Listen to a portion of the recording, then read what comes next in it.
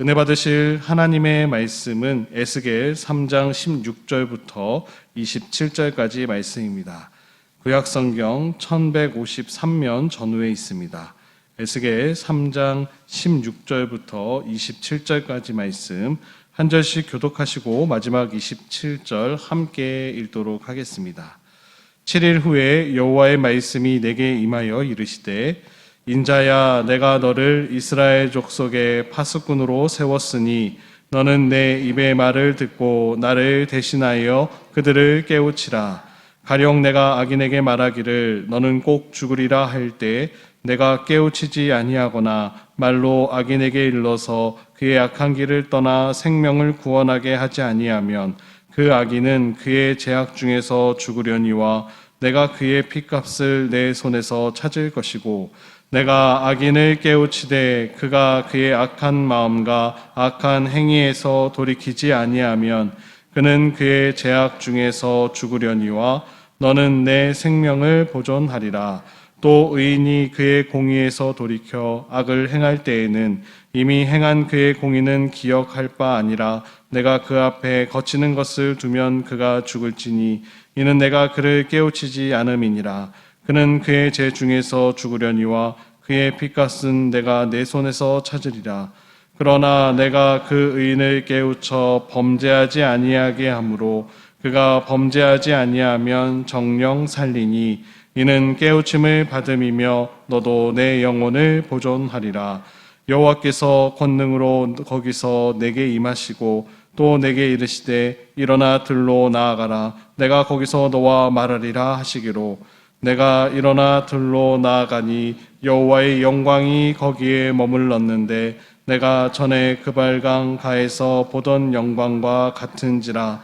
내가 곧 엎드리니 주의 영이 내게 임하사 나를 일으켜 내 발을 세우시고 내게 말씀하여 이르시되 너는 가서 내 집에 들어가 문을 닫으라.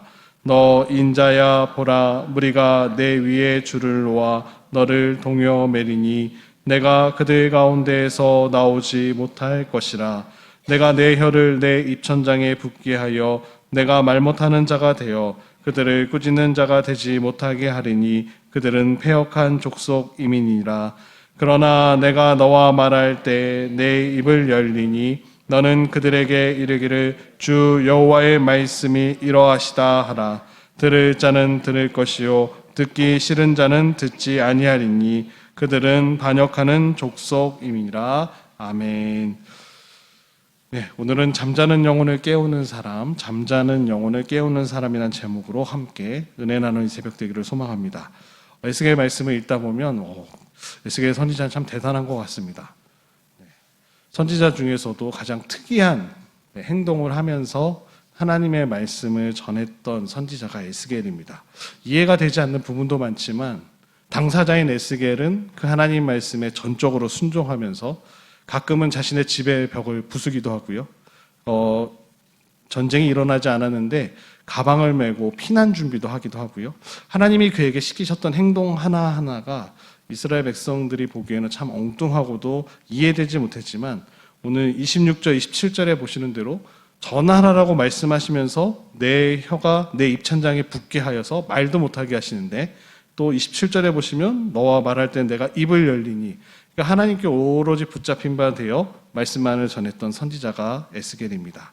오늘 에스겔 말씀을 보시면 하나님이 에스겔에게 그를 이스라엘의 파수꾼으로 세웠다. 17절에 보시면 인자야 내가 너를 이스라엘 족속의 파수꾼으로 세웠으니 라고 직접 말씀해 주십니다. 에스겔에게는 이스라엘의 죄를 깨우칠 사명이 있었지만 그들의 반응에 대한 책임은 그에게 없었습니다. 전하라고 했을 때 전하는 사명만 그에게 있었습니다. 하나님의 영이 임해 에스겔은 말 못하는 자가 오늘 26절에 보시는 대로 혀가 입천장에 붙어서 말 못하는 자가 되지만 27절에 보신 대로 하나님이 에스겔과 함께 말씀하실 때에는 그의 입이 열려서 그 말씀을 전할 수 있었습니다. 본문에 나왔던 에스겔의 소명과 관련해서 두 가지 사실을 저희들이 가르쳐주고 계시는데요. 첫 번째로는 앞서 말씀드린 대로 에스겔은 파수꾼의 사명을 하나님께로부터 직접 받았다라는 점과 두 번째로는 파수꾼의 사명을 받았지만 자유롭게 꾸짖는 자가 될 수는 없었다라는 점입니다. 백성들의 잘못한 점을 어디 가서나 지적할 수는 없었습니다. 이사야서나 이제 예레미야서를 읽어보시면 이사야는 당당하게 나아가서 그 죄를 꾸짖고 하나님께서 그걸 벌하신다라고 이야기하지만 에스겔은 하나님이 그 입천장에 붙은 혀를 풀어주실 때에만 하나님의 말씀을 대언할 수 있었습니다. 자유롭게 꾸짖을 수 있는 자가 될 수는 없었습니다. 하나님께서 제시하신 이 네 가지 상황의 핵심은 에스겔이 반드시 경고해야 했으며 죄의 결과는 죽음이라는 사실을 오늘 본문은 말씀해 주고 계십니다. 악인들은, 악한 자들은 자신들이 행한 악으로 인해서 죽음을 피할 수 없고 의인도 타락하면 동일하게 그 결과에 처하게 됨을 본문을 통해서 저희들이 배울 수 있습니다. 그러나 파수꾼의 경고를 듣고 악에서 떠나게 되면 영원한 생명을 얻게 될 수 있다라는 것도 말씀해 주고 계십니다.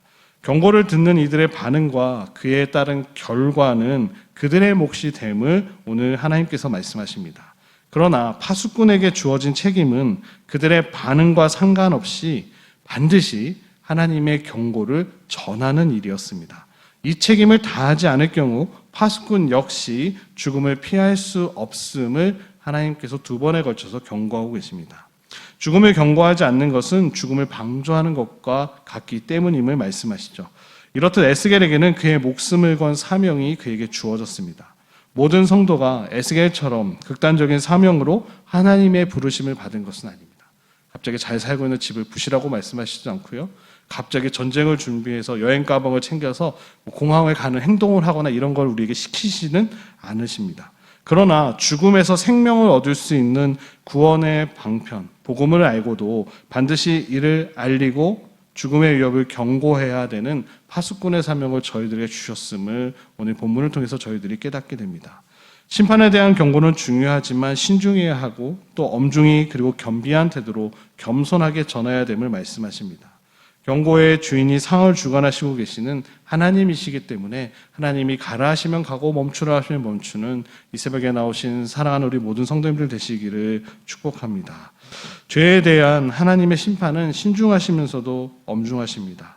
심판이 임하면 결코 죽음은 피할 수 없는 상황이었습니다. 그렇기 때문에 경고의 나팔 소리가 울리는 것은 하나님께서 여전히 악에서 돌이켜 생명을 얻을 수 있는 기회를 주시는 은혜의 표시임을 말씀해 주고 계십니다.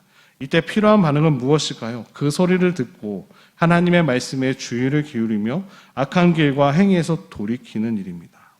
심판은 끝이 아닙니다. 성경에 나오는 심판은 반드시 회복이 있고 하나님께서 돌이킬 수 있는 기회를 주신다라는 것을 저희들이 역사를 통해서 성경에 나온 역사를 통해서 살펴볼 수 있습니다. 그런데 만약에 나팔을 부는 이가 파수꾼이 없다면 죽음으로 향하고 있는 이들이 경고를 들을 기회를 얻지 못하게 됨을 오늘 본문은 또 말씀하고 계십니다. 에스겔을 부르신 것처럼 하나님은 여전히 경고의 나팔을 불 이들을 부르고 계심을 저희들이 본문을 통해서 살펴볼 수 있습니다. 성도인 우리는 악인들에게 경종을 울려야 될 줄로 믿습니다. 믿지 않는 자들에게 복음을 통하여 하나님이 누구신지 전하며 이 마지막 때를 어떻게 살아가야 되는지 경고의 파수꾼이 되어야 될 줄로 믿습니다. 교회의 존재의 의미는 무엇일까요? 예배도 드리고 전도도 하고 선교도 하고 봉사와 또 양육, 교제 등을 위해서 교회는 존재합니다. 이 사역들이 교회에서 활발하게 진행되어지지만 전도와 선교는 점점 어찌 보면 교육자나 아니면 선교사님에게 좀 미루어지고 있는 것이 모든 교회의 공통적인 현상들입니다. 에스겔은 이스라엘 파수꾼으로 하나님께서 세우시고 잠든 영혼들을 깨우게 하신다라는 오늘 본문 말씀은 아마도 생명의 복음을 전하는 것을 미루는 많은 그리스도인들에게 경종을 울려주는 본문 말씀이 아닌가 생각되어집니다. 오늘 말씀을 두 가지 정도 정리해보면 영혼을 위해 생명을 거는 사람이 필요함을 오늘 본문은 저희들에게 도전해 주고 계십니다. 예전 1988년 서울올림픽을 앞두고 556만 원 훔친 죄로 17년형을 선고받았던 지강원이라는 죄인이 있었습니다. 이감 중에 탈주하여서 인진극을 벌이다 경찰과 대치 중에 스스로 목숨을 끊었던 사건이 있었습니다. TV에 생중계도 되어서 유명한 말을 남기기도 했죠. 그는 부모의 무관심 속에서 공부할 기회도 얻지 못하고 주먹질과 도둑질로 살아오다 정가 11범이 되었다고 합니다. 그 죄를 합리화할 수는 없을 것입니다. 다만 그가 스스로 목숨을 끊으면서 이 사회에 대한 불만을 TV 앞에서 외쳤는데 유전무죄, 무전유죄다라는 지금도 많이 회자되어지는 돈이 있으면 죄가 없어지고 아무것도 가진 것이 없으면 죄가 생긴다라는 어린 시절 장래의 희망이 시인이었던 이에게 이 사회가 따뜻한 말 한마디를 전하지 못했구나라는 안타까움과 미안함을 느끼게 하는 그 한마디였습니다. 이렇게 보면 삶의 우선순위에서 뒤로 밀려 꺼내놓지 못했던 말들이 또 때가 오기만을 기다리며 전하지 못했던 이 복음의 소식들이 죽어가는 영혼들을 살릴 수 있다는 사실이 어찌 보면 저희들은 너무나 잘 알고 있지만 가장 사랑하는 가족과 이웃들에게 하지 못하는 모습들을 저 스스로 발견하게 됩니다. 하나님은 자신의 운명이 어찌 될지도 모르고 악을 행하고 있는 이스라엘 족속들을 위해 오늘 에스겔을 파수꾼으로 세우셨습니다. 파수꾼의 역할은 악인에게 죽음의 길에서 돌이킬 것을 강력히 권하는 일입니다. 그 경고를 수용하느냐 여부는 그 사람의 몫이라는 거죠. 악인의 몫임을 말씀해 주시죠. 최근에 지난주에 비가 많이 왔을 때 비가 이제 계곡 같은 데 계시다가 비가 많이 오면 이제 경고의 그런 사이렌 소리도 들리죠. 지금 위험하니까 빨리 대피해라. 그래서 대피하라는 그 메시지를 듣고 속히 어떻게 될까요? 대피해야죠. 좀 높은 지대로 이동하거나 빨리 그곳에서 이동을 해야지 물로 인한 피해를 얻지 않게 됨을 저희들이 너무나 잘 알게 됩니다. 그런 경고의 메시지들이 없다면 수많은 사람들이 목숨을 잃었던 과거의 모습들이 있었기 때문에 그런 희생들로 말미암아 다시금 그러한 어려움을 겪지 않기 위해서 여러 가지 잘도적 장치들을 또 만들고 그런 시스템들을 구축해 안전 시스템들을 구축해 나가는 것이 점점점 발전해 나가고 있는 상황입니다. 파수꾼의 역할도 마찬가지입니다. 악인에게 죽음의 길에서 돌이킬 것을 강력히 권하는 일이 파수꾼의 역할입니다.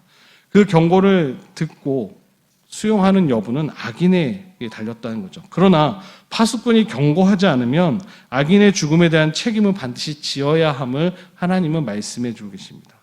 그것은 의인이 범죄에 빠졌을 때도 마찬가지임을 말씀하시죠. 우리는 수동적으로 하나님의 말씀을 전하는 사람들이 아닙니다.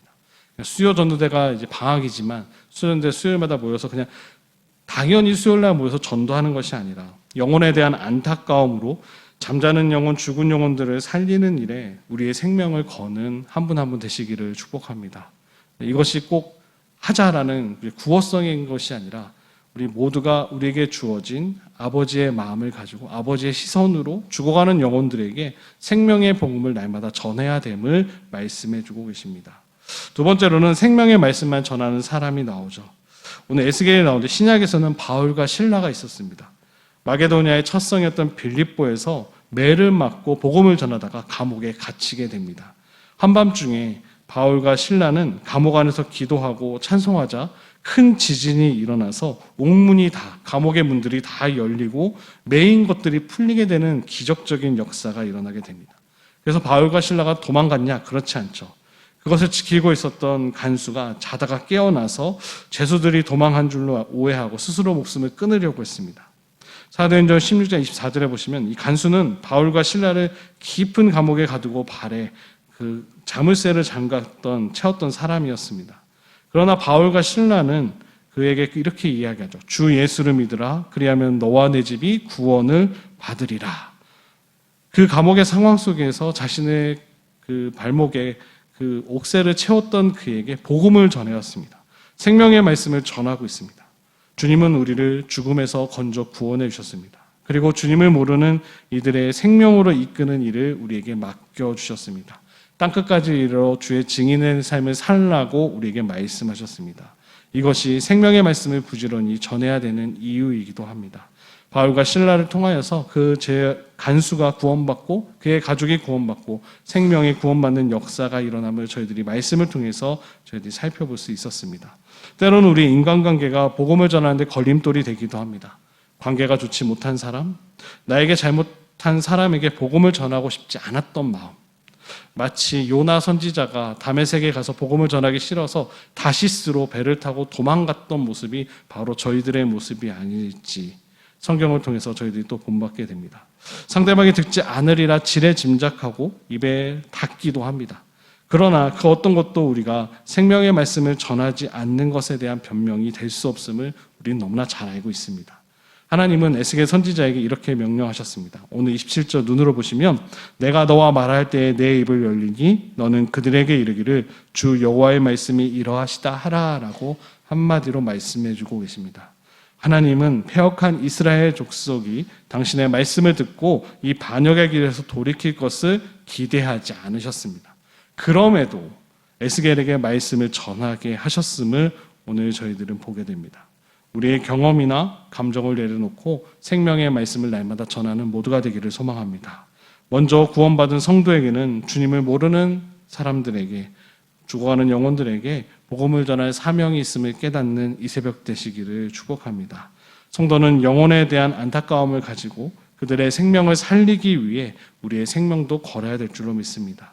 자신의 감정의 언어, 지식과 경험 속에서 나오는 말이 아니라 복음을 전할 때 성령 하나님께서 무슨 말을 해야 할지 우리를 통해서 증거하실 줄로 믿습니다. 에스겔의 사명은 파수꾼으로서 백성들을 깨우는 일이었습니다. 죄악에 빠져서 죽어가고 있지만 자신의 상태를 깨닫지 못하고 패역한 백성을 깨우는 것이 바로 그의 역할이었습니다. 오늘날 우리도 참으로 어둡고 혼탁한 시대를 살아가고 있습니다. 사람들의 마음도 점점 완악해지고 있습니다. 정말로 생각하지 못했던 일들이 주변에 많이 일어나고 있습니다.